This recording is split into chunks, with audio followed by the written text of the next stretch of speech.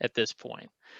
So good morning, everyone. I'm Will Tatum, your Dutchess County historian, and I'm very happy today to introduce you all, to those at least who have not met him, to Dennis Riley, who is our Regional Advisory Officer from New York State Archives.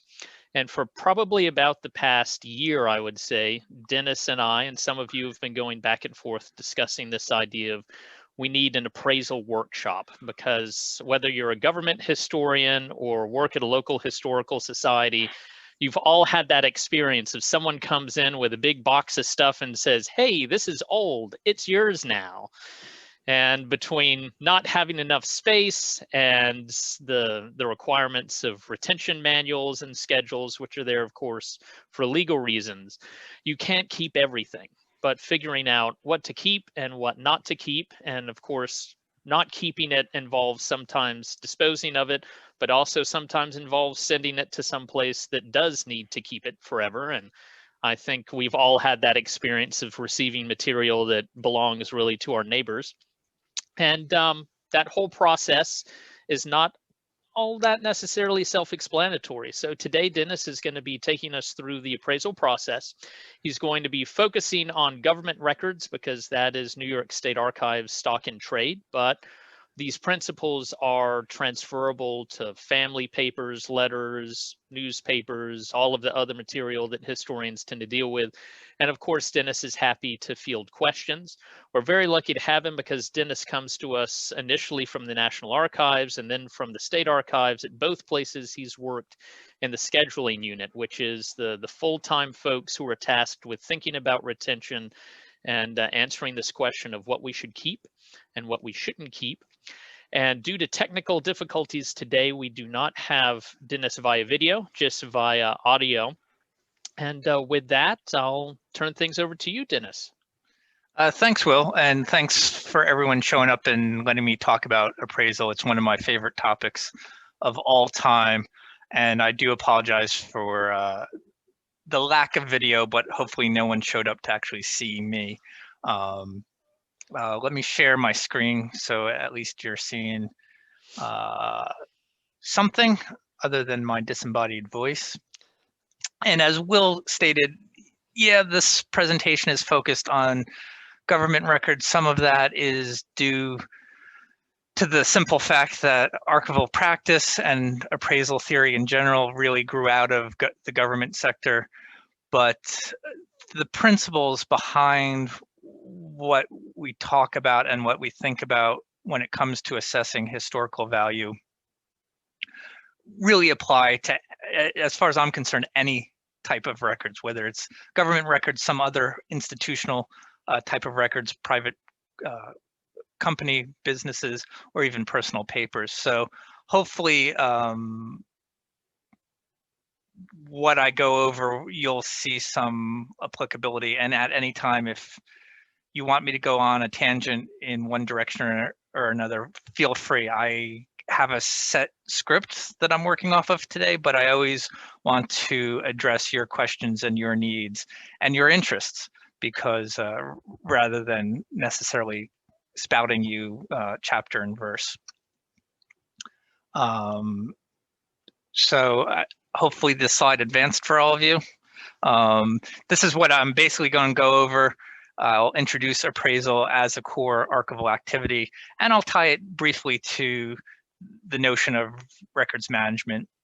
And then I'll dive into the basic principles and practices of appraisal and present concepts relating to the idea of archival value or historical value.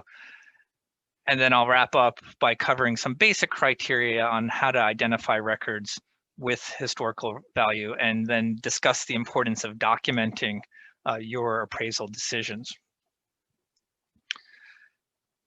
So at its most basic, appraisal is an assessment or an analysis of the evidential or informational value of material. And just to be clear, I want to emphasize that in this context, we are concerned with archival or historical value. I'll use the terms interchangeably.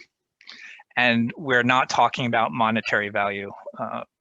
That type of appraisal is actually contrary to the professional ethics of archives, and we leave that to other professionals like auction houses or professional appraisers in that sense. But in case it wasn't clear, because the term means different things in different contexts. I just wanted to lay that out. And we want appraisal to be an objective process. So we want to resist personal bias or any sort of knee-jerk reaction. And I've had some tense but collegial moments with some of my colleagues. Sorry, I thought I silenced that.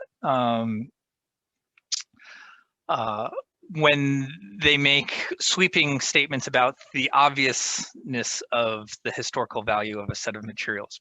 Because for me, if I go into an appraisal and think I know what my conclusions are going to be, that's a good signpost that I have to sort of step back and check what sort of personal bias or presumptions that I'm bringing to the table. So we want to ask certain questions about the content and the context of the records that might affect their enduring value, essentially the who, what, why, and where regarding the materials in question. And our analysis weighs answers to these questions so that we can prioritize which records will have the most research value and represent the essential evidence of a particular function, event, or community or person. We ought to make an informed decision based on our answers, again, instead of making seemingly capricious decision or relying on gut feeling or instinct. And we'll be getting into these issues and the process throughout this presentation. But to first put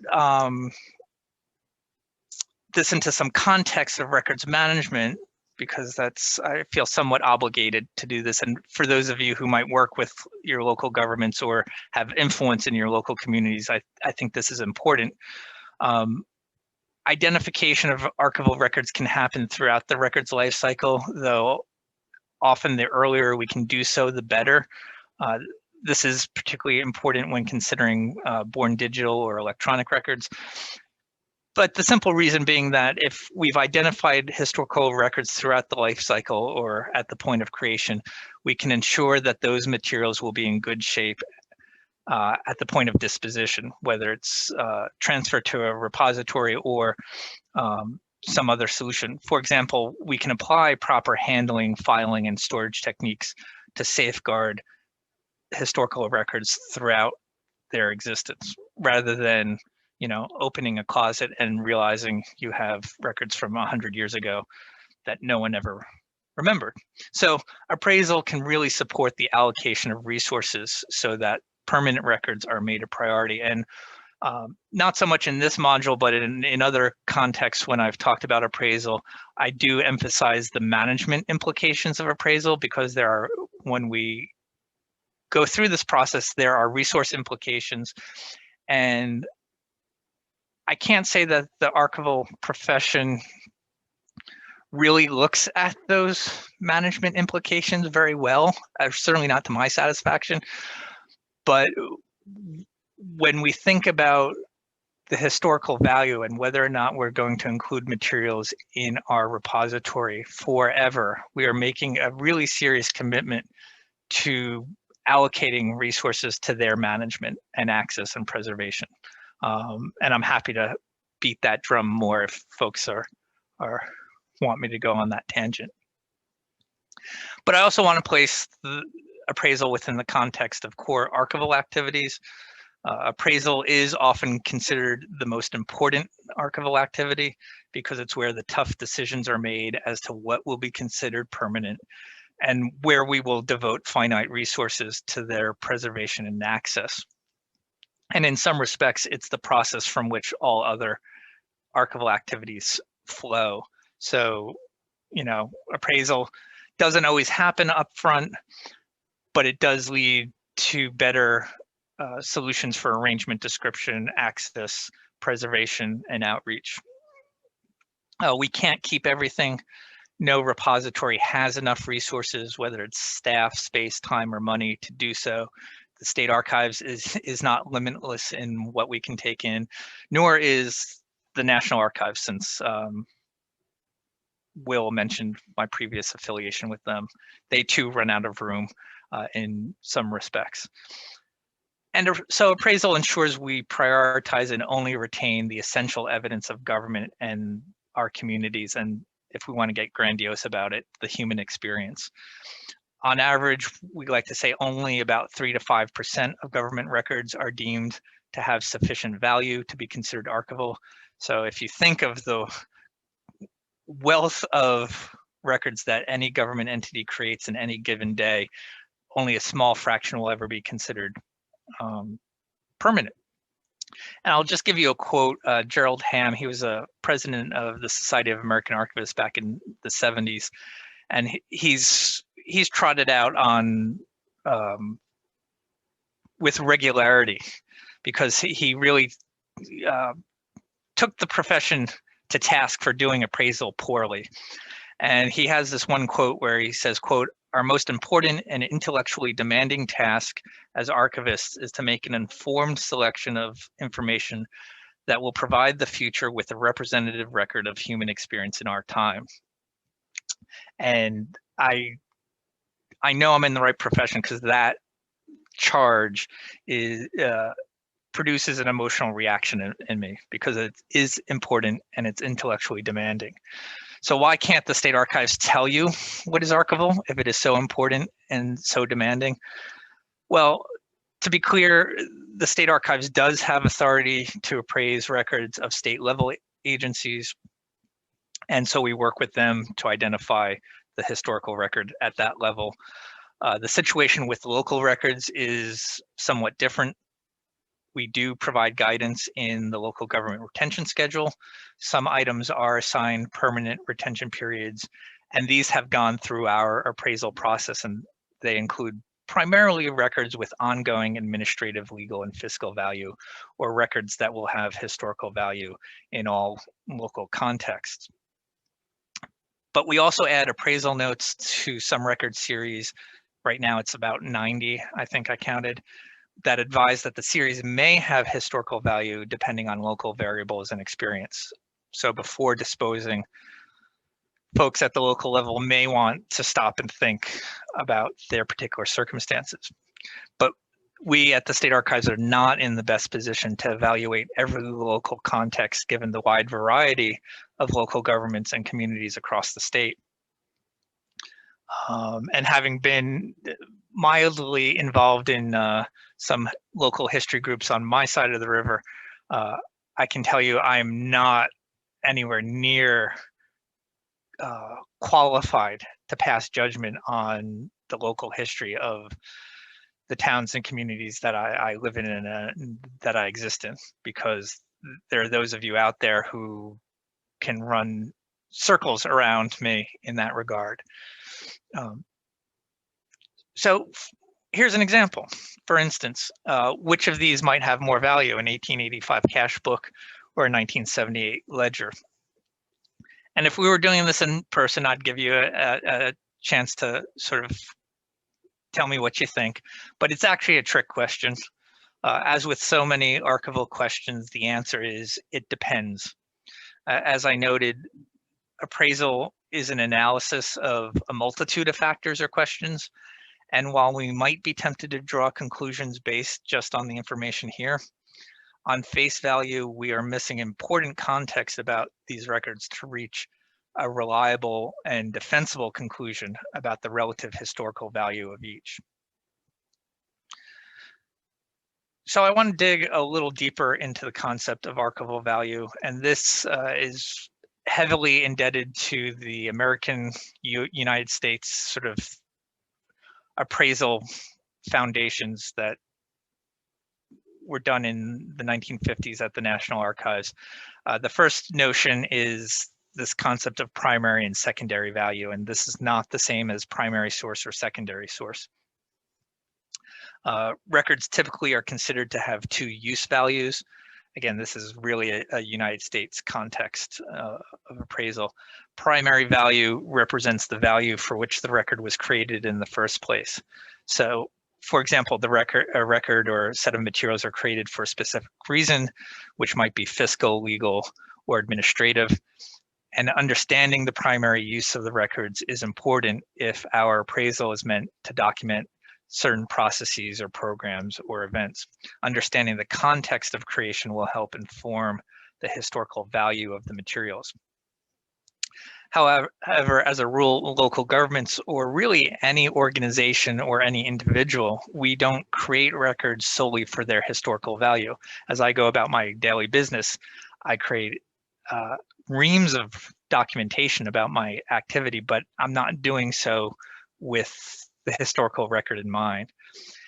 So determining that part of value is really the crux of conducting appraisal.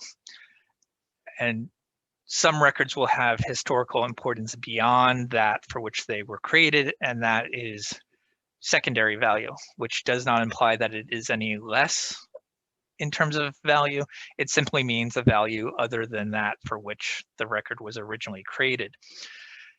And just to give you some examples of primary secondary value, we have wills, which are created for a legal reason in order to settle an estate. And their initial importance really ends when that estate is settled. However, excuse me, secondary value of a will includes information about life in the past, the social status of an individual, and if you go back far enough, the monetary value of items at a certain period in time, if there's an inventory of property attached. School census records are created for administrative reasons, but they can provide us with a lot of information about the number of students, their ages or ethnicity, maybe information about teachers and how education was delivered within a community and who was being educated. And then we have tax assessment rolls, which are created for the very bureaucratic reason of collecting money. But they can be very useful for genealogical research or even economic studies, since they reveal the relative wealth of communities. So hopefully that gives you some idea of primary versus secondary. And historical value can be divided further. I'll throw these two words out a lot: evidential and informational value. They're not mutually exclusive, nor is primary or secondary value. But within the context of New York State, we often say that records have unique and enduring value as evidence and information about the operation of government and its impact on the people of New York, as well as the people and events who shaped New York history. So if you take this out of the government context, you're really thinking about, do a set of materials or do a set of records have that evidential or informational value about a particular event, community, or person? And significant depends on a variety of factors. I've kind of mentioned that it's based on answering certain questions. So here are some of them, and we'll dig into these a lot more in a bit. But when were the records created? What kind of information do they contain? Who created them and why? And what records exist or don't exist? And perhaps most importantly, at the local level, what is the unique history of your government or community? I just want to touch on another type of value, which is intrinsic value, which is separate from the content of the materials. On occasion, the physical form of materials or a particular document may have value or be subject to an area of study. Book bindings or end papers document how volumes are fastened together and demonstrate the quality or weakness of past production techniques and technology. Perhaps not in the Dutchess County setting, but if we think of medieval illuminated texts, they have an artistic quality beyond simply the information that are contained in them. So uniqueness or age may provide intrinsic value. If we think of the Gutenberg Bible, you know, copies of Bibles abound all over the place, but the Gutenberg is important because of its age and the technology that was used to produce it. Or we can consider the state copy of the Preliminary Emancipation Proclamation. It's not the official copy, but it still has immense historical value, primarily because of its connection to Abraham Lincoln, his place in sort of the national historical context. The physical form may also lead to a level of authentication because of the type of paper or parchment or the type of ink that's used. So, you know, iron gall ink was the predominant type of ink used for about, well, several hundred years up through the early 20th century. So if you're looking at ballpoint pen ink, you know that the authenticity of the record will be affected by its physical composition. There may be policy or legal significance because of wet signatures or wax or raised seals. This may become less of an issue as born digital records and electronic signatures kind of take over. I would just end intrinsic value on a note of caution. Just because something is old or historically neat is not sufficient to conclude it has intrinsic value. Intrinsic value as a justification to hold on to things should be used sparingly, if at all, and few records will rise to the level of intrinsic value, and few archival materials are retained solely on this basis. But I introduce it as a concept because it does exist. There might also, intrinsic value also includes exhibit or educational value. So again, it's not something that I would use to retain, large volumes of materials, but on occasion, we can have that discussion as to whether or not intrinsic value holds up under scrutiny. So appraisal, going back to this thought of being a demanding task, it can be time consuming. And so we try to do it at the aggregate level because it's simply more efficient, and it can lead to greater consistency and lead to a more cohesive overall historical record. We usually do not appraise item by item. Otherwise, we risk cherry picking specific documents without a solid appraisal foundation. And I've seen that in practice, including in some professional settings where colleagues will pick 2 items out of a sequence of 3 or 4, and I have to sort of question them, well, what is it about the other 2 or 3 that you don't think has historical value? So we try to do it at the macro or functional level or at the series level. In terms of record series, it's simply a group of records that are filed together because they all relate to the same activity, and they're generally managed together, indexed together, or filed together. And from a retention and disposition perspective, they're disposed of together.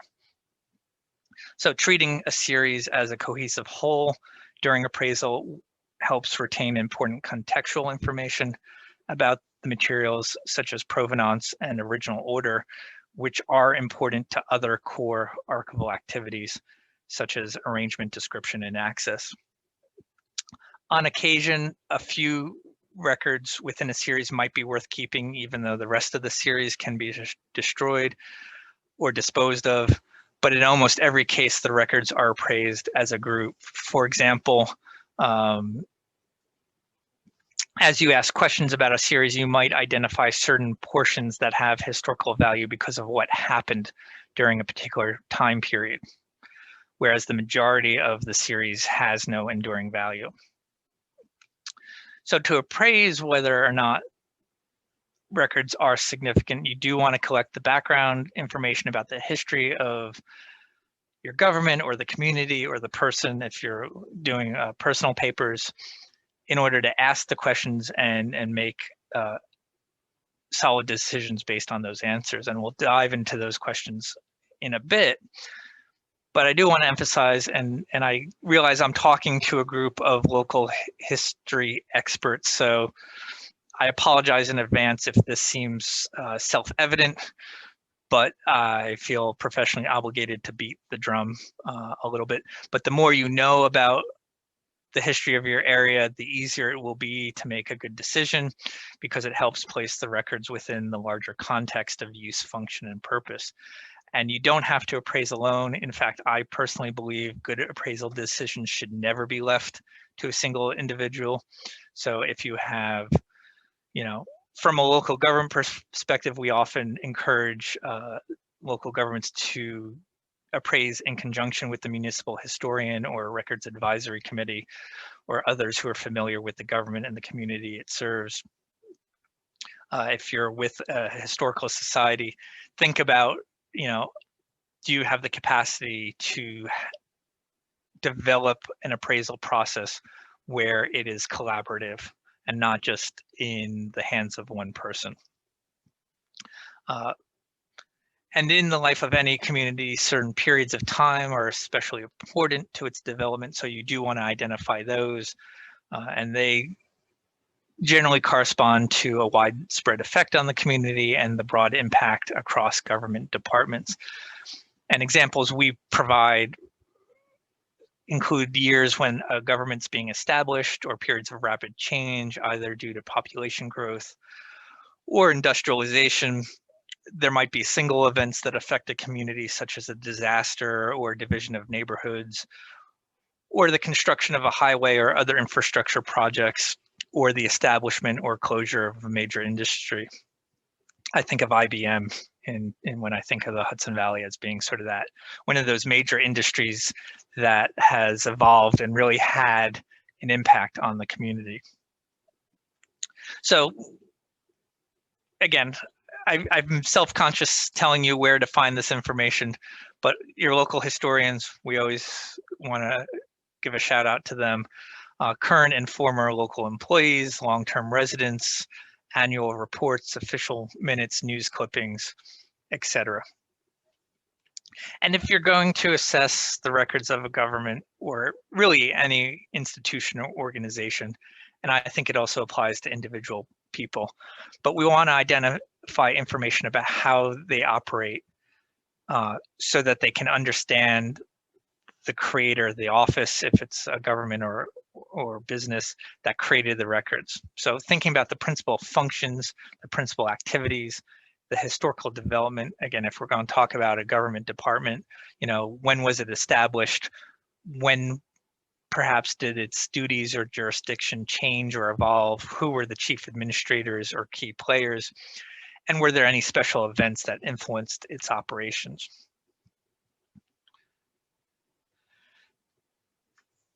So as mentioned more than a few times now, appraisal is a process of asking and answering a set of questions.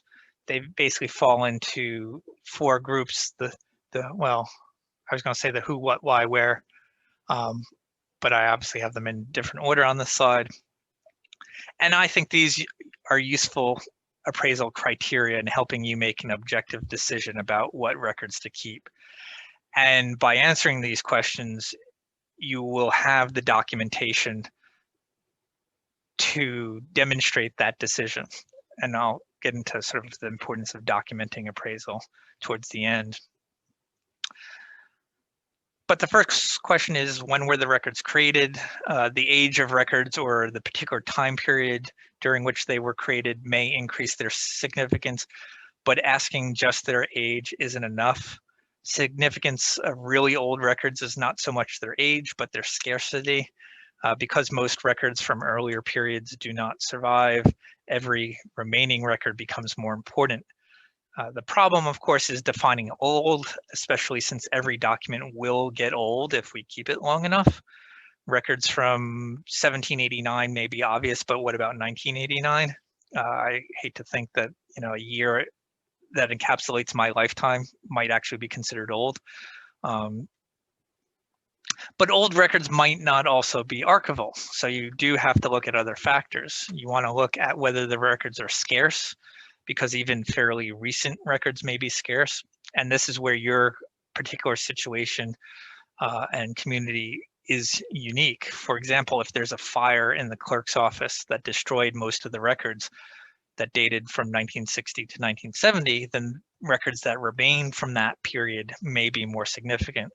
And we at the state have partly addressed this issue in state law, in that local governments may not destroy any records created before 1910 without the written permission of the state archives. And you may ask, why was this law put in place? It's not because records before 1910 are old, but it's because of the state Capitol fire. There's a scarcity of state level records before that time period. We also want to consider whether the records cover a long or short period of time. Those that cover a longer time period provide a more comprehensive and complete picture than those that cover only a brief period, and they tend to be more significant. And then we do want to ask whether the records are from an important time period, and that is where knowing your local history is critical. Question 2, why were the records created? And to understand this, this really gets into government functions or business functions. But again, I think from the personal papers perspective, thinking about what my function is as a private citizen, as an individual, as a person also applies. But understanding the department that created the materials is critical. Who or what office created the records is usually easy to answer. Hopefully the records tell you that. But then you want to understand what are the principal functions of that office? And the key question being, do the records document those primary functions? And that gets a little trickier when you're talking about individual or personal papers, because thinking about what is my principal function as an individual, as a private person, I like to think of myself as somewhat complex and multifaceted, so it may not be as straightforward as it is when doing corporate or government records. But I'll give you an example. If materials were created by a fiscal office, you may determine that the principal activities are to prepare and recommend an annual budget, maintain fiscal and banking records, and report annually on fiscal activities. So through appraisal, and at the end of the day, you want to preserve a record not of how every employee performed every small task, but how the office overall fulfilled these principal functions. In particular, you need to determine what is the best set of records to provide the evidence of those functions. And records that preserve the essential evidence of the principal functions are normally more significant. Question 3, what is in the records? What do they actually contain? Do they cover important activities of an office, a government entity, or a community? Are they non-routine records? Do they contain more in-depth information on people, places, or events? Again, certain activities are routine and the records that result from them are repetitious. So think of purchase orders or canceled checks. The range of information is limited in scope, so such records tend to be insignificant historically. Or if we want to take myself as a personal person of historical interest, do you really want to keep every single credit card statement that I ever got? Because it's pretty routine. Although I suppose someone might want to study my spending habits someday. Records that are not routine, however, are more likely to include important topics. You do want to consider whether the series or group of materials is a unique source of information about the topic. Are the materials the only source or the best source? Do they perhaps dispute information held in other records? Do they provide information on a local, statewide, or national scope? Are the events unique within or even beyond your local community? And are they different from other local communities in New York State? And finally, who created the records? And with this, we're really asking about the individual, not if we're looking at government or corporate functions, not what department or office, but who's the individual? And as you ask this question, you will want to determine whether or not the records reflect a point of view. With personal papers, this is likely the case. With government or business records, it may be less obvious. It will really depend on the type of record. Routine housekeeping records, in those cases, the individual who created the records is often of little importance since they're completed in much the same way by everyone. So whether it's payroll reports or purchase orders or employee time records, the individual doesn't really impact the content or the context of the creation. But sometimes government employees, or I'll throw private business into the mix, often create records that reflect an individual point of view. And this is most often with documents such as correspondence or narrative reports. And so questions about the person who created them can help us gauge the significance of the records. So what was the official position of the person who created them? We do like to think high-level managers get the bird's eye view, and so their records often reflect that fact. I would just say that sometimes significant records can be created by others who are not high-level officials. And so it really depends on what you're trying to document. For better or worse, in the government sphere, we do tend to take an executive level approach to appraisal where we capture records at the apex of an organization. And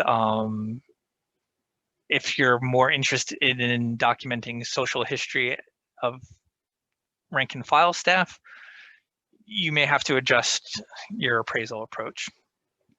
But you do want to ask whether the creator was personally involved in the events that were recorded.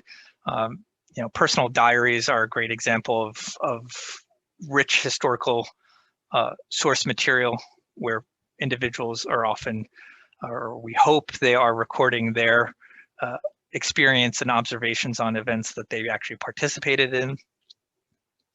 Did the creator have the expertise necessary to understand the events that are documented is another question. The usefulness of records really depends to a great extent on how dependable they are, and the creator may influence this. And finally, does the creator exhibit a bias? And this is not necessarily a bad thing, but the appraiser, we need to be careful to examine whether the bias diminishes or increases the historical importance of materials. Even when a bias is negative, the records may be historically important to document that fact. And one example that I'll throw out from, again, a government perspective is there may be a report from a department head who's clashing with town council. And it could be said that such a report is biased. But if we have the related records from the council, which might also demonstrate a bias, but having the two together would show the difference of opinion. They could both be wrong, but it would at least show how the issue was handled and played out. I don't know how much folks are worried about electronic records, but I always feel obligated to emphasize that appraisal and archival work is not just about paper records, it's records in any format, any media. And with Born Digital, unfortunately, in the 21st century, we want to be conscious of this. We do adopt a media neutral approach to appraisal. So bits and bytes are no different than paper, but the format or the media of a set of records, and this includes audiovisual as well. We could go on, but I'm here to talk about electronic records. But the format is generally not an appraisal criteria, but there are aspects that we want to be aware of because we might need to be more proactive in intervening, ideally closer to the point of creation. So with electronic records, we are thinking about the technical environment, hardware, software, any structure or arrangement of files. Authenticity relates to the authorship and dates of creation or modification, who owned or had responsibility over the files, and is the data accurate and complete. There may be access restrictions such as encryption or passwords. Digital preservation is such a thorny issue, particularly when it comes to proprietary file formats. And then there's the issue of duplication. We can have copies of electronic records in numerous locations. Just ask me about my own personal cloud storage setup. It is a mess. Do as I say, don't do as I do. And on occasion, maybe less and less as we move forward in time, but the physical media may be an issue if we have floppy disks or CD-ROMs. But again, generally speaking, when dealing with special format materials, we want to undertake a separate technical appraisal to better understand the nature of the records and our ability to preserve and provide access to them. And again, we could extend this to audiovisual, whether it's VHS or other magnetic tape media, or even 16 millimeter or 35 millimeter film? What is our ability to actually preserve and make them accessible? So once you've asked your questions, you want to review your answers. You don't want to make your decision based solely on one aspect of the materials. You do want to assess all the factors, and then you're going to make your decision to keep or discard or perhaps sample. And I'll talk about sampling in the next slide. And then you'll want to document your decision, which is what I'll end on. Quick word about sampling. It can reduce the bulk of homogeneous sets of records to achieve a representation of the whole. And this is usually used when we're dealing with case files. I don't know how much in terms of local history context you will encounter this, but I share this with you just in case. And if you ever do think, oh, I want to implement a sampling approach, by all means, reach out to the state archives and we can help you through that process. There are three basic kinds of sampling. There's the true sample that produces this, what we would consider a reliable representation of the whole. It's based on statistical probability. There's math involved. I'm not an expert, but I know just enough to get myself in trouble. More often than not, we'll encounter selection, which is based on identified criteria or subjective values. And this may be to document a specific demographic or segment of the population. And the last one kind of verges on cherry picking. It's the exemplars. We're going to keep one or two solely for illustrative purposes. For example, you might retain a canceled check from a defunct local bank because it helps illustrate local commerce and an increasingly obsolete transactional document. There are a variety of criteria that you can apply, particularly for that middle selection type of sampling. Fat file is one that's not scientifically proven, but is assumed that if a file is thick enough, it will contain significant unique information. You can set up different types of categories or criteria based on significance or notoriety. That's a little subjective, or you can define categories or a hierarchy depending on what you're trying to document. The systemic approach is essentially every 5th or every 10th. We're going to keep that. And then statistical probability, again, can be a complex math equation. But sampling is acceptable, and these are some questions that are good overall appraisal questions, but if you're thinking about sampling, you do want to ask some questions. Are the records homogeneous? How are they arranged or maintained? Can a sample actually represent the essence of the larger body? Is there an index, cross-reference, or some other linked record? Would a sample actually provide sufficient evidential or informational value of the whole? And what are the trade-offs, the cost benefits in sampling, the resources versus the research value? The core dilemma with sampling is whether it's better to retain a small number of complete series or fragments of many. Again, thinking of appraisal as a management conundrum. One possible local government sampling I've encountered are with final tax assessment rolls that are held by municipalities when the warrant copy is held by the county. The retention period is 10 years after filing, but there's an appraisal note. And some places I've seen small towns, villages, they're overrun with these, they're out of space. And one option I've suggested, if you really want to keep some, is to take this systemic approach, maybe every 10th year to coincide with the federal census, or maybe even every 5th year to capture that midpoint between federal census records. And the state archives uses a sampling approach when it comes to inmate case files, because we couldn't, we physically couldn't keep the volume of case files for everyone who's incarcerated in the state. So we have a fairly complex sampling approach. Again, I'm happy to talk more about that.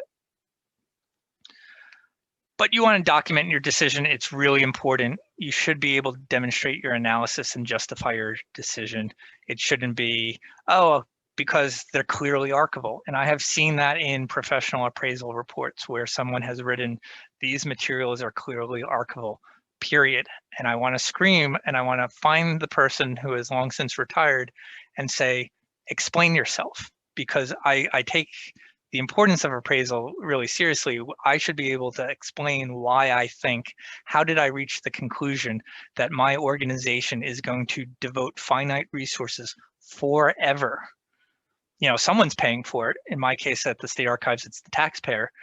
Can I justify that commitment of resources to whoever is writing the check? The other thing that I kind of hold dear in my mind when I'm doing appraisal is that for every box of materials I deem archival and we bring in, means we have one less space available to bring in the next set of boxes. So there are these trade-offs. And being able to justify that and document it is important. And this can be a narrative memo that explores the context and the context of the materials and lays out the answers to your questions. That's how we handle it at the state level. You can use a checklist or a standardized worksheet to help you document your decisions. And one of the handouts I shared with Will was something I was throwing together in the last week or so that basically takes the questions that I went over in this presentation and just puts them on 2 pages, you know, or 1 page, 2 sides, to sort of focus, if I were doing it, to focus my energy and my efforts to really encapsulate what is the essence of the materials that I'm evaluating.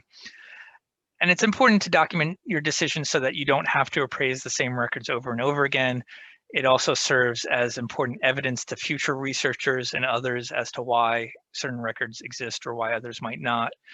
In the State Archives context, we do prepare appraisal memos when we evaluate state agency records. And from where I sit, it's important to demonstrate our professionalism and be transparent and accountable to whoever wants to know why we have records or don't have records. You also want to have clear written appraisal policies and procedures. Why are these necessary? Well, written policies are tangible leverage to resist mission creep and to defend your decisions. They help manage expectations of researchers, any executives or officials of your organization, and the public. They do help establish constraints to collecting so that when, and I've previous employment, I was in a situation where people were always coming to our front door and dropping stuff at my feet, or I had chief executive officers dropping stuff off because they were at some event and some board member or some donor was like, I have this amazing historical thing, and people would drop things at my feet and say, do something with it. And being able to sort of point to a policy, and I didn't really go into it here, but I'm happy to talk about it. Collection development policies are sort of the other side of the coin to appraisal policies, but they help establish those constraints so that when you get something completely from left field that isn't appropriate for your repository, you have something to point to. It's not just me making the decision. They do help focus collecting practices. They don't just legitimize them. And hopefully they ensure that the intended outcome results in complementary interrelated collections. And if they're not in writing, there's some wicked oral tradition that is unreliable. And I've worked in so many places where when I've asked people, well, why do we do it this way? And the oral tradition breaks down over time. Your appraisal policy procedures should support or complement the overall documentation that you hope to achieve. So your procedures should enumerate your appraisal criteria, the process you follow, how decisions are made, and who gets to make the decisions and how they're documented. Appraisal criteria and the evaluation process can include, which really aligns with what I've been talking about so far, and that's the source of the records, the informational content of the records, their physical characteristics, so their condition and volume, any accessibility issues, their content in terms of time span and completeness of information, their use, which can include actual use or potential use of the records, particularly research use. Records, I like to quote Woody Guthrie, or paraphrase Woody Guthrie, records shouldn't just be good, they should be good for something. They should be of use to someone. We shouldn't just be warehousing records on the off chance that someone might be coming along some day in the future. And then finally, the context, the relationship of a set of materials to other documentation, whether it's held by the local government or other repositories, other local governments, historical societies, other archives, including the state archives. Some final thoughts. Keeping everything is not possible or practical.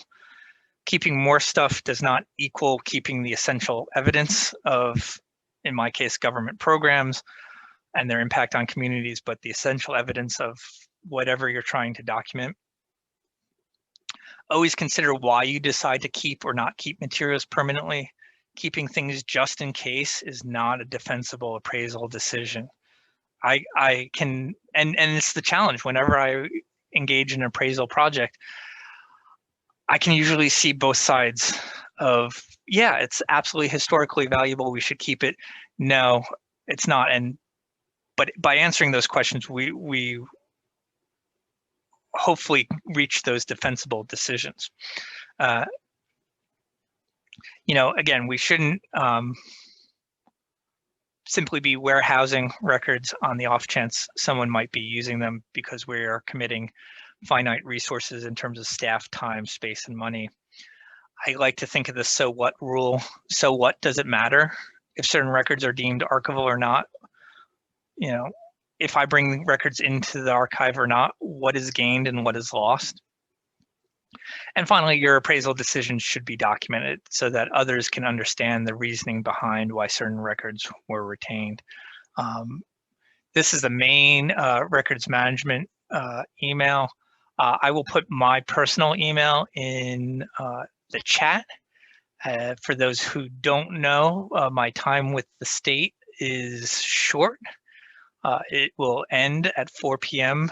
this afternoon, but I am so committed to local history and the Hudson Valley, sort of my second home for the last 5 years. Well, actually not my second home, my primary home. So if I can ever help any of you in the future, don't be shy about reaching out. I'm happy to take questions. I don't know how long I've gone on. Oh, I went on for quite a bit. The other sort of handout I circulated is a second module that goes through some scenarios. Just for your information, you got a sneak peek. This presentation and that module for on the specific scenarios, I recorded them earlier this week. They will be released by the State Archives sometime in the future, March, April, maybe. But again, I've been yapping for what looks like an hour, and I'd much rather have a conversation at this point. All right, well, thank you very much, Dennis. Folks, if you have questions, please feel free to unmute yourselves and ask.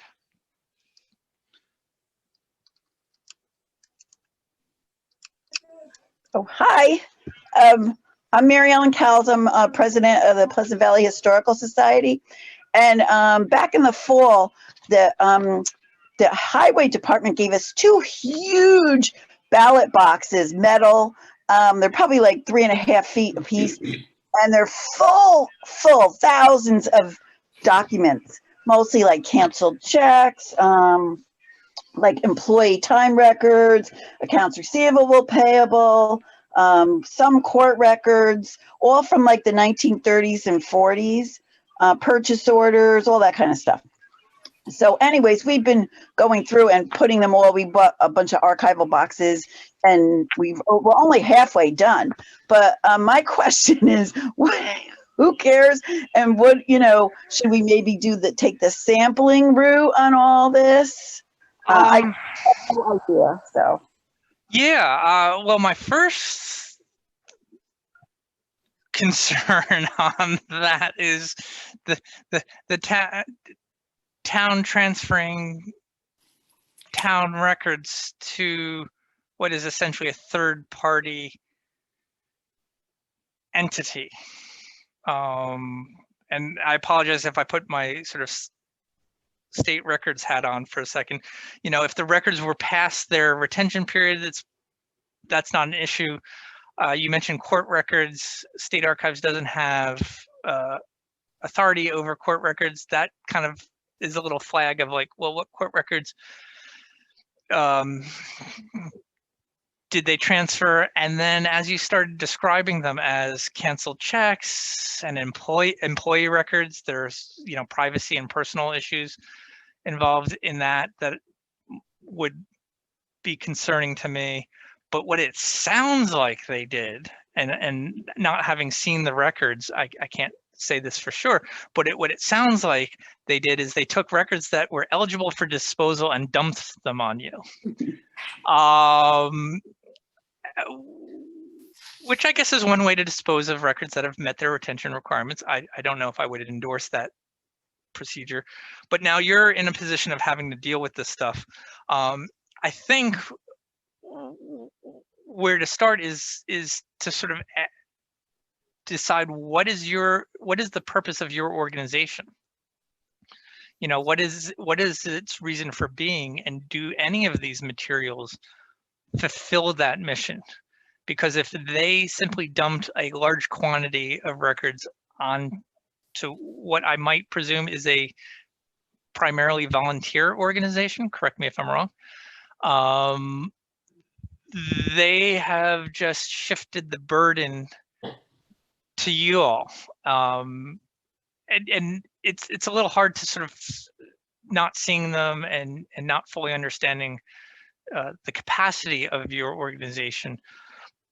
But I would encourage you, you're not responsible for the town's records. So if the records do not fulfill a collection scope for your organization, I would not feel any obligation to do anything further with them. Now, if you don't have like a collection development policy, that might be the first place to start. So whoever are the decision makers are, and I can actually, well, I can either while we're chatting or maybe afterwards, I'll send Will a few links as to sample collection policies. But they basically lay out what are you going to collect and what you're not going to collect. And if the records that have been dumped on you fit what you want to collect, that fulfill the mission of your organization, then it sounds like you have that long slog of arrangement and description. You know, appraisal kind of decides, does it have value? Does it have value for us? Are we willing to devote resources? And then if the answer is yes, then it's a matter of figuring out arrangement, description, access issues. And I'm happy to talk through that as well. But I hope some of my rambling helps. Oh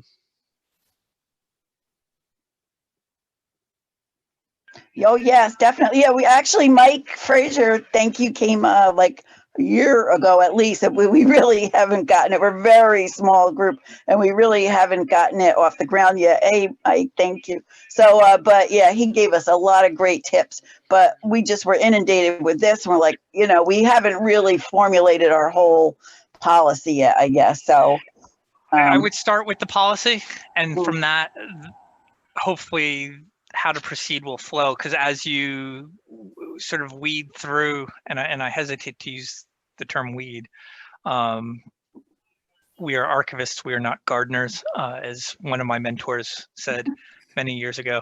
But it sounds like you're going to have to weed through and sort of make those decisions of, do you want to be responsible for canceled checks? What is the historical value of keeping those? And that's where maybe taking one or two, if it's from a particular person or particular business that has resonance in the community, I don't know. I will admit to being guilty of that sort of weakness in a previous incarnation where I was faced with 20 years worth of canceled checks. The retention period is 6 years. they were well past their retention. But as I was looking at them, I'm like, oh, some of these are from banks that no longer exist. Manufacturers Hanover, I think, was one of them. I was like, oh, I'll take one or two just because as that like historical example of an institution that no longer exists. But I would do that sparingly because that can add up. And then you're not necessarily creating cohesive collections. You know, employee records, I would send those back to the town. I would not want to touch those with a 10-foot pole if they're less than, well, if they're less than 75 years old. I think you mentioned something about the 20s or the 30s. So you're getting into where it might be less of an issue, but yeah, privacy issues are something also that you want to be cognizant of. Dennis, this is Mike Frazier from the Village of Rhinebeck. Yes. Asking a question in my role as the village historian. Village board meetings are videotaped. Actually, they're broadcast live, and minutes are also produced within weeks thereafter.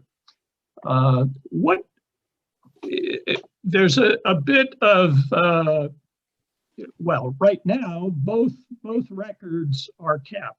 And probably the intent seems to be to keep them as long as possible. Although it seems to me that you know, once the minutes are approved and accepted, there shouldn't be any need to continue to keep the film record. As a footnote, and perhaps to better understand why there's a sense on the part of some that both sets of records should be kept. There was a period going back about 20 some years ago when it turned out for the entirety of the tenure of one of the village clerks, the records disappeared and have never been found. So I'm wondering how you would view, if you were in this kind of situation advising this particular municipality about keeping both sets of records, what are the pros and cons as you see it? Sure. Not an uncommon question and not an uncommon situation, unfortunately. I mean, I don't think it's rampant that records don't exist for certain time periods, but it does happen. In terms of the specific retention requirements, recordings of governing board meetings only legally need to be maintained 4 months after the minutes or transcription are created. Our retention schedule lays out the minimum time period records need to be kept. Local governments are free to keep things longer. The downside to that is if that practice is not well documented as to what is being kept longer than the minimum retention period, it may raise questions down the line, and I'm thinking in terms of litigation, as to whether or not the town or the village in this case is consistent in its disposition activities. Is it being arbitrary and capricious in disposing of records, which, depending on circumstances, could cause a lot of headaches from a legal discovery and legal litigation perspective. In terms of keeping both sets, we at the State Archives really try to emphasize that you should not keep duplicate copies of anything. Keep one official copy. In terms of keeping the recordings, you're talking about a format that is resource heavy to maintain and preserve over time. And that is why we do not or have not scheduled those recordings as permanent, because the resources necessary to ensure their long-term preservation is probably out of the reach of most local government entities. And you can talk to any police department about the headaches they are experiencing with body cam and dash cam footage, because the retention period for those records is significant. And I get calls almost every week from police departments commiserating with the challenges they have with managing those video records. So I would not encourage any local government that doesn't have a firm commitment and robust information technology budget and infrastructure to commit to maintaining video or audio recordings that they aren't legally required to maintain. The minutes are there to summarize what happened. I would concede there may be an instance where there is a contentious board meeting that the video recording might lend itself to historical value, because, you know, an irate member of the public, or actually there was an example, I think, in the UK recently of some parish council meeting that got a little out of hand and people were getting kicked out of the Zoom meeting left and right. You know, there may be local controversies or events, they don't necessarily have to be controversies, I guess, where the recording, the historical value of the recording rises a little bit. But the meetings, the minutes are there to document the official function, the official decisions. And I would just encourage local governments to rely on that. The fact that a past clerk failed in their responsibilities to properly maintain the records is unfortunate, but I would not want that to poor past practice to dictate future poor practice. Thank you. I have a question Yes. related to that from Historic Red Hook, and this has to do with records of community organizations, not town records. Before my time here, apparently there was an agreement with the local Rotary Club that our historical society was the repository for all their minutes and newsletters in print form, binders and binders and binders. And I said I didn't think that that was appropriate for us. Maybe there's another place for them to be kept, although somehow there's still a perception because we keep getting approached by them. But another community organization, which was a Red Hook Businessmen's Association, which is really almost moribund from the 30s to about the 70s, was very active. I did say yes to in terms of minutes and ledgers. I guess just because it was something that was going to be gone very soon. So what are your thoughts on those two examples? Sure. I refer to my answer before. What's your collection development policy state? I have to look at it. I can't remember. I don't have it memorized, but we do have one. Yeah, and that's sort of where a good collection development policy can get you out of those sticky situations of saying no, because you can and the challenge of crafting a good collection development policy is you want it to be specific enough so you can say no, but you kind of also want it to be vague in some respects, so that when those examples come up that you want to say yes to, you can. And it's a delicate balance, and I don't have there's no clear like formula for that.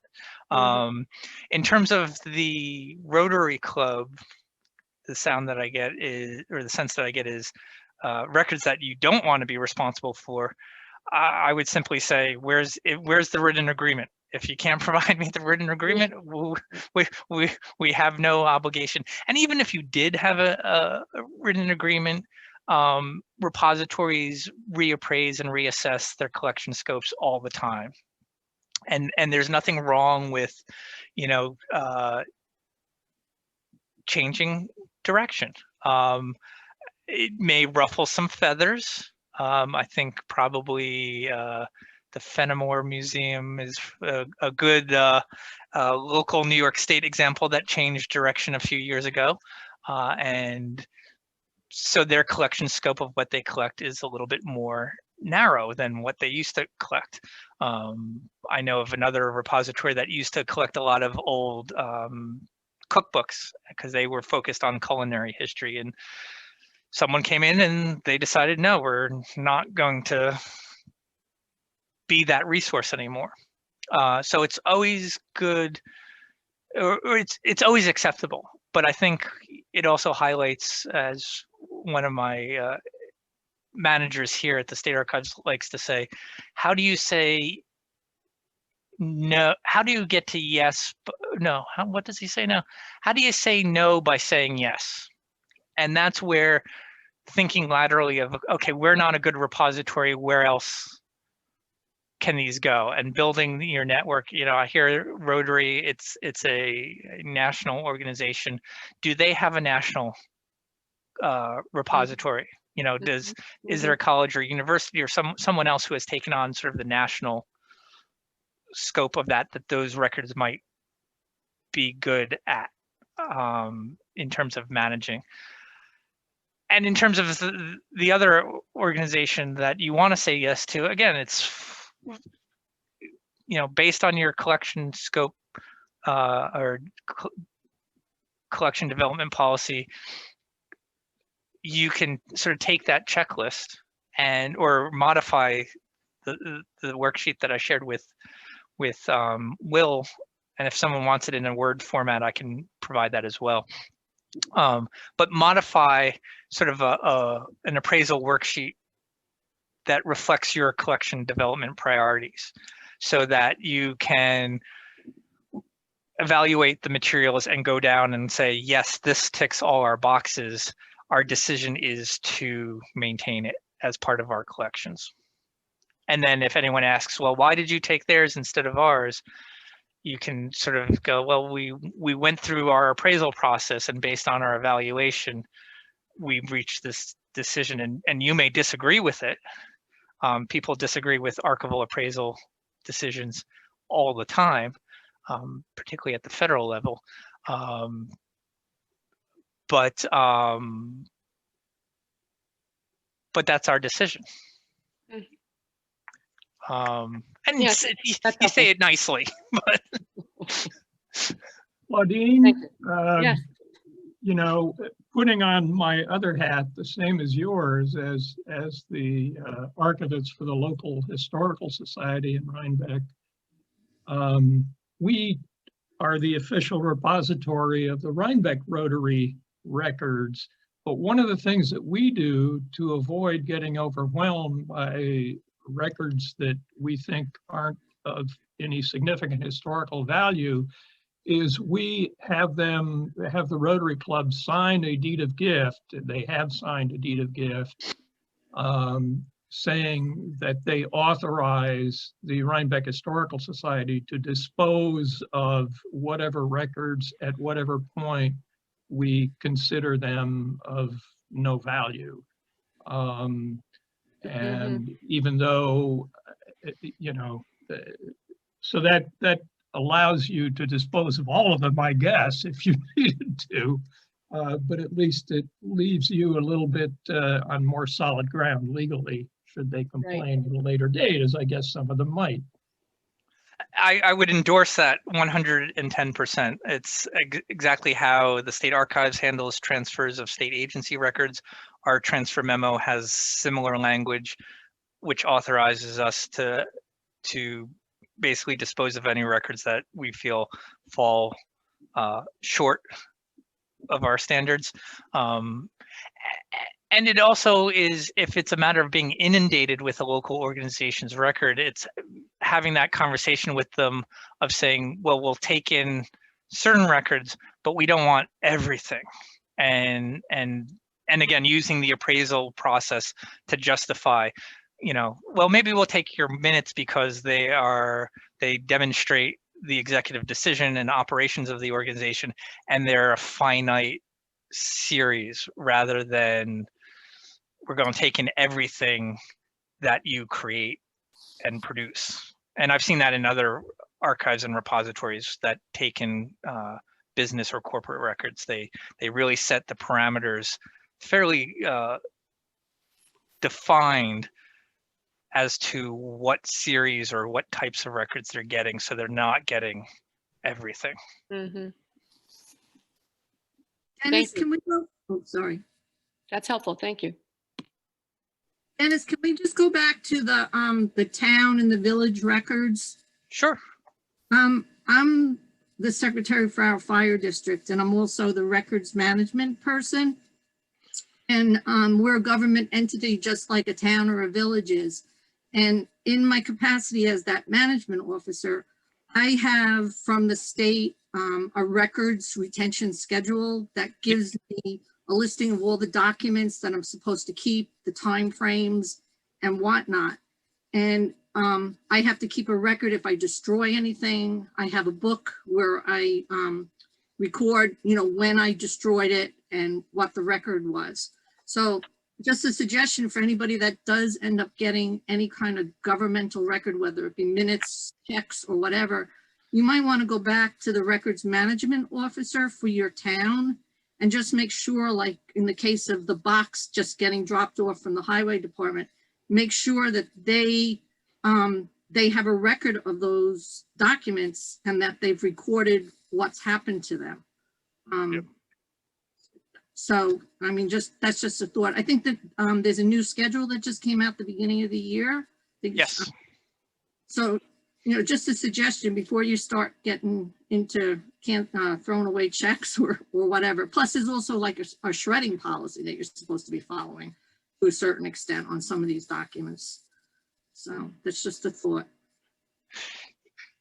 Yeah, I unless you're predisposed to the contrary, I would, if I were in the shoes of a local historical organization, I would be very reluctant to take on the records responsibility or burden of a municipal entity. Unless the records have some real significance to local history, I would be very cautious about that, because our retention schedule is set up so that in theory we have identified the vast majority of records that should be maintained permanently. So anything that can be disposed is likely not to have historical value. And I've actually, I won't name names, but there is a local government in the region I service that I guess had been sending its budget records to the local public library for years, and they have a new local history librarian who kind of started questioning why are we taking up space with your records. And so yeah, I would be reluctant if I were in your shoes, but there may be instances where again local circumstances are such that it actually does make sense. All right, Diane, I know you've had your hand up for a while. Thank you. I'm with the Beacon Historical Society, and we are moving in this month. And while packing, I discovered boxes of internal documents of society membership lists, old checks, things like that. Do people have policies within their own organization as to what they keep in for how long? And that actually ties into what we just was raised, is that every organization should have a retention schedule. And it doesn't have to be complex. And again, I'm happy to freelance after 4 p.m. today, and if you have questions. But you can look at the one we have for local governments. Yes, it's 411 pages. I get it. It makes even my eyes cross, but it's set up by functional chapters. So you can look at the functional chapters and think, well, what are the functions that my organization has? And off the top of my head, I'm going to assume, look at the section on general administration, because that has to do with like governing board meeting minutes and internal documents and that sort of stuff. The fiscal section, which deals with finance, payroll, the like. And then there's the personnel section, which deals with personnel records. There might be other sections, insurance, if you have like insurance policies. But the vast majority of the records series in the local government retention schedule won't apply. So, but you can cherry pick out the ones that do apply. Mm-hmm. And you can be reasonably certain that our retention periods, again, we have no authority over the retention of private organizations, but our retention periods are set in line with laws, regulations, the statute of limitations, and the like. So you should be reasonably certain. Again, always check with your lawyer when it comes to retention and disposition, but reasonably certain that your fiscal, legal, and administrative equities will be covered. One of the most common retention periods in the schedule is 6 years, Mm-hmm. and that is because the statute of limitations for litigation, for contracts and general litigation under civil practices law is 6 years. So if anyone's ever wonders why 6 years abounds, it's sort of our default retention period where we think, well, just in case someone sues you, they generally speaking, they have 6 years.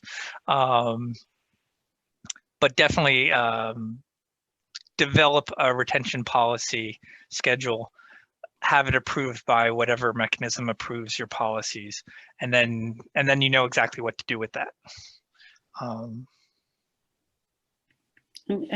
Can you give Will the link to that 400-page document? Sure, I can. Yeah, and also Dennis has been kind enough to offer his assistance working with me to develop a retention schedule specifically for local historical societies. Oh yeah, such as on these items. I forgot about that. Good thing I haven't. Remind me. I'm going to be preoccupied in the next week or so. I can imagine. Can I just ask a quick question? Are digital records adequate, or should we always have a hard copy when you're talking about minutes and things like that? The official, from the state archives perspective, when it comes to state or local government records, the official policy is that it does not matter. Our retention schedule is media neutral, so it applies to records in any format. In fact, the state regulations are such that if you choose to maintain the records electronically, you are on the hook for ensuring that they are accessible for the length of their retention period, which if it's more than 10 years, we're talking about some significant technology considerations. So thinking about your capacity to, and particularly if we're talking about historical records permanently, your capacity to manage records forever in their electronic format. It's not insurmountable. I've been accused of spreading fear when I talk about this, but it challenges even the best of us, even the state archives, the National Archives. Digital preservation is complex. We don't have the track record that we have with paper records. You can take a piece of paper, put it in an acid-free folder, an acid-free box in environmentally controlled setting, and we are pretty sure it will be available for 400, 500, 1,000 years. Why? Because we have records that go back that far. Electronic records, we have good best practices in terms of acceptable file formats. Digital preservation platforms exist, though financially may be out of the reach of a lot of organizations. And we have some good practice, but we don't have, if we have 10, 20 years of experience, I don't know what's going to happen 50 years from now or 100 years from now. So depending on the nature of the records, particularly if we're talking about government records, what's the capacity to preserve them? And I'm not here to suggest that every town or village should print out its minutes because they're created electronically. But the question you raise, to my mind, says that a conversation has to happen as to what are we committing to, what makes the most business sense. Because a lot, particularly I know towns and villages I've worked with, want to just manage the electronic copy. We'll use the minutes as a good example because they are permanently, should be retained permanently. But I just want to make sure that folks are aware of the commitment. I've been in the position where I've had, again, executives come to me and say, we're digitizing everything, we're getting rid of all the paper. And I have to have that conversation of, what do you mean? What are you prepared to do? This is a long-term commitment. It's not like set it and forget it. What's the commitment if we rely on the digital? We're in the 21st century, absolutely makes sense. Records are created electronically. There's no reason to manage them in paper. But what does that mean? And unfortunately, usually when I start asking those questions and talking like this, people stop talking to me. They kind of realize the complexity of what their simple question represents, and they don't necessarily want to proceed. Or there was one place where I worked where we spent 2 or 3 years setting up a digital repository and scanning just filing cabinets full of records into the, and the technology guy who spearheaded it, he left, but then he came back like a year or 2 later, and he's like, why do you still have all the filing cabinets? I'm like, you have no idea what you set in motion. Because from his perspective, it was set it and forget it. And for those of us who have a responsibility to the historical record, history's forever. That's an awesome responsibility. So making sure we are prepared for what that implies is important. Thank you. And there's always microfilm too. Listen, microfilm gets a bad rap, and I understand it because of accessibility issues, but from a preservation standpoint, it is again, we have the experience and are reasonably confident that microfilm will be accessible. It's not as technologically dependent as electronic records. If you have a light source and a magnifying glass, you can access the records. I know it's absurd, but it's true. And we're hopefully we won't lose the ability to create magnifying glasses in the future. We may lose. I've been subject of the evolution of technology in the last 20 years, files that I've lost access to, things on, I can't access anything on CD-ROMs anymore because they are no longer part of computers. I have to actually get a CD. I have to get a peripheral device. How much longer are those going to be made? So yeah, it's exciting stuff. I'm in the right profession. All right. Well, unless there are any more questions. Well, thank you, Dennis, very much for being with us today. Thank you all for joining us. And then a special thank you to Historic Red Hook for letting us use their Zoom account to host today's presentation. Thank you. Thanks, everyone. Thank you. Thank you. Very much.